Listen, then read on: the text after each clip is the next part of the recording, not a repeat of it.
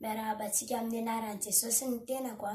Mbola voninahitra ho an'Andriamanitra irery ihany no ahafahako mijoro vavolombelona amintsika tsirairay avy amin'izao fotoana izao. Ny fahitana izay naseho an'ny Tompo anahy tao anatin'ny fotoam-bavaka zany a, fotoam-bavaka hariva izy io, dia nampahita anahy zany ny Tompo a, anjely tena avo be sady tena avo be zany a, manodidina ny tobo-masina, manodidina ny trano zany a, mifampitantana izy ireo a, ary tena hoe kely de kely ny trano eo anatrehan'izy ireo a, fa tena hoe avo izy ireo a, de voninahitra ho an'Andriamanitra irery ihany no ijoroako vavolombelona satria miaro anay zany Jesosy.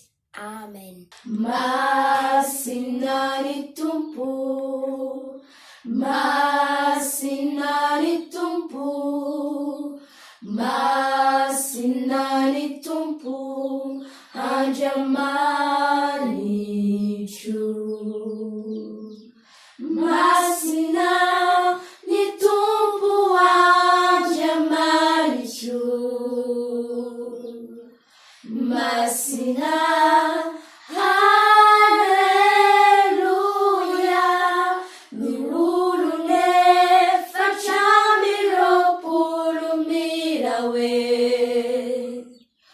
Masina, hallelujah, l'angelico mirawefa. Masina,